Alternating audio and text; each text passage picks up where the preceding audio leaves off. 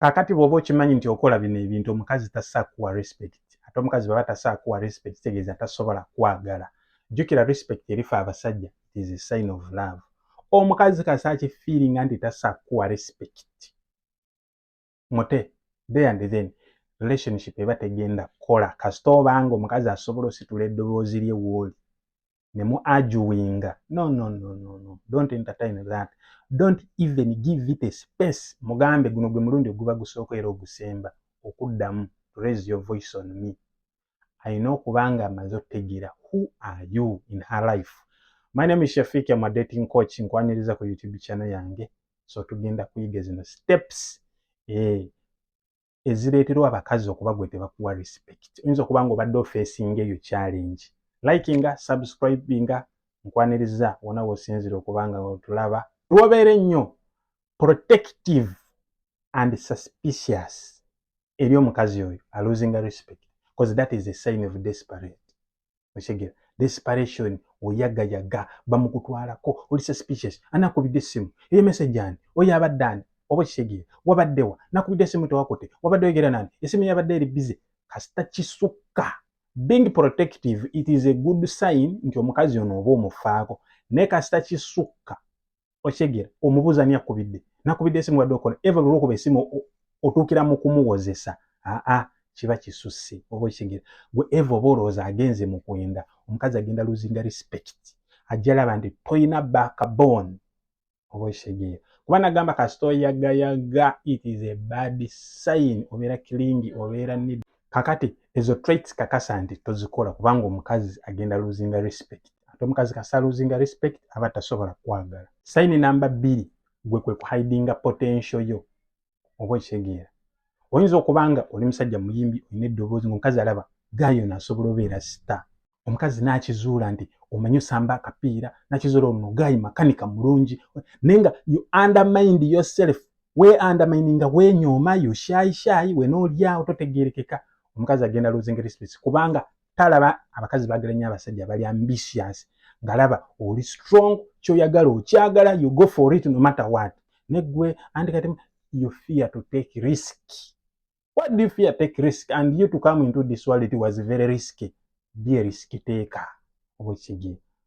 omukazi ajjaga mwana omusajja oyo alina ebintu byakola nze byesimusubira nakuso naye seba akikola ne kikwatayo kimotivatinga ng'alaba alina omusajja omumalirivu. Abakazi baagala nnyo abasajja abali ambitious kubanga akitegeera nti buli lw'obeera ambitious osobola omulabirira okitegera abakazi bo endowooza yaabwe bati embeera embi bambi kati lwakulaba ng'oli determined oli mumalirivu okitegera teweenyooma olaba buli kimu nti okisobola omukazi aba agenda kulemerako oba okitegera kuba alaba ndi mbutuufu you are promising agamba nyinza omuleka ono gaayi n'afuuka owakabi okitegera. So the more you undermine yourself n'omukazi kati enzo yo failure mutwalawo ye kennyini teyeekakasa ne bw'aba nze nkutwala gwe buli kimu ffe baatuloga era Katonda abo yabawa ojjudde ebikolimo ogenda obisiiga n'abantu kwegamba byafuuka contagious. Alo number 3 kwe kulekanga omukazi ono eva n'awangula. You let her win always. Omukazi ayinza okuba nga alese awawo ekintu omukazi asooka testinga alabe can you get away with it olowooza otya how confident are you. Agenda okulaba oli walu nnyo gundi gwe oba kitegera. So eva omuleka kale baby kale tewali buzibu kale genda ate munange ate oba olemeddeko ayagala omugambe no gy'ogenda nze seesigayo abo abantu b'oli nabo mwana nze sibeesiga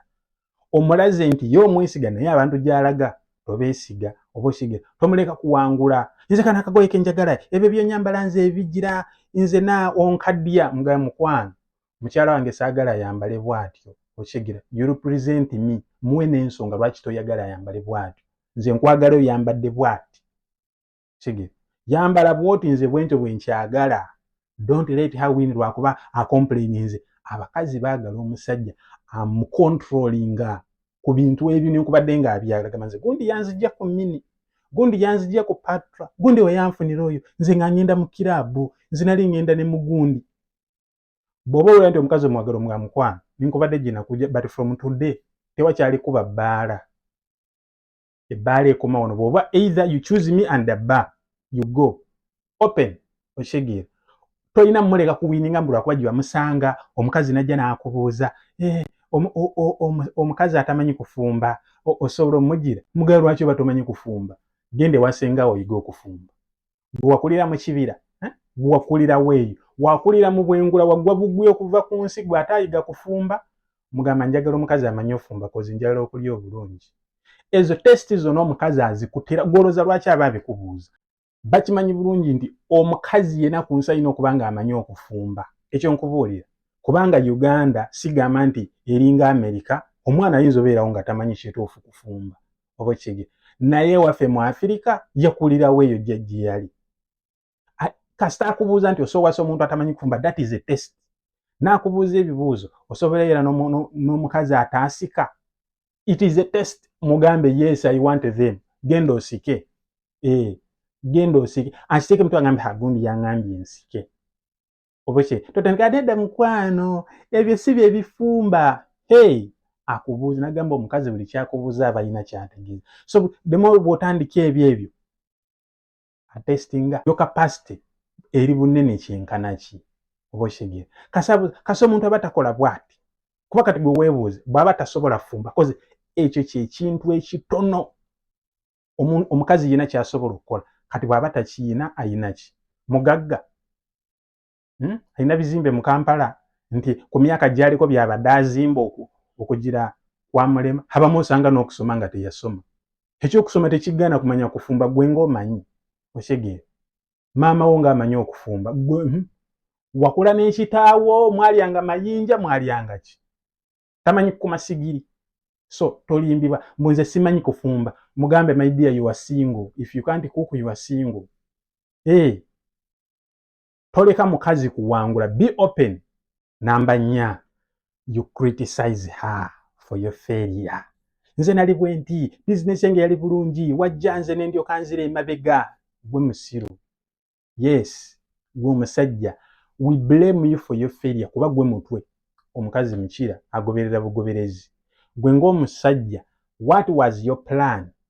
towards the relationship ng'omukwana plan yo yali ki vision ya relationship yekigendera ky'okumukwana kyali ki wali oyagala mulya buli oba wali oyagala akuyambeko ku business eyo gyasanzeewo mugizimbe eveemu endala nyingi mwevuge mwe mugenda ozaala abaana business eyo kwe munaalya byonna wabimugamba kitegeeza nti gwe emitwe ebiri bwe mba nga mwalemererwa okurunninga this business then kitegeeza gwe omusajja gwe yali akulembedde ekkubo lye wakwata lyali likyamu either ng'omukazi yakulema okusoma n'akulya ssente kubanga abakazi gye balinga akulya paka ku zero kati era tubleminga gwe nti gwe walemererwa okuzuula omukazi agwana okuba nga abeera in your life kuba nagamba nti omuntu yenna omusajja yena nga ayagala okukulaakulana n'okugenda mu maaso kikakatako okufuna omukazi akupushinga towards your dream towards your goal kyonna kyoyagala okubeera oba oyagala kubeera mukasambi wa mupiira tolina funa ate mukazi agamba nze abasambira emipiira ababeera bawunya enkwawa bona babeera ne stokisi ezirimu ebituli oyo tomwetaaga weetaaga omukazi akomewo agakulikayo azozezo ezirimu ebituli ebyaku encouraging okoye w'omulamu you need someone who will pump you otuuke ku kyoyagalako so zaakuze mabega so if you blame a woman for your failure tonenya ggwe naye kenyina atuuka ate nagamba kati nze musajja yali ayagala nkole ki ye musajja ewaka nze nandikoze eki oshegera of course ye yali mukazi ate abasajja abamu bwe mubeera ne sente temugambwako ensonga namba 5 you a boss around her ewaka osajja laata bampa buli kamu otumya katuma omukazi n'atuuka ekiseera nga yina nekugamba tafiiringa nga mukazi you don't treat her like a woman oba omukazi kasita abanga wone kubadde temunaba kufumbirwa I know feeling anti when I started to stay with this man kina kubanga kiroto kyagamba oba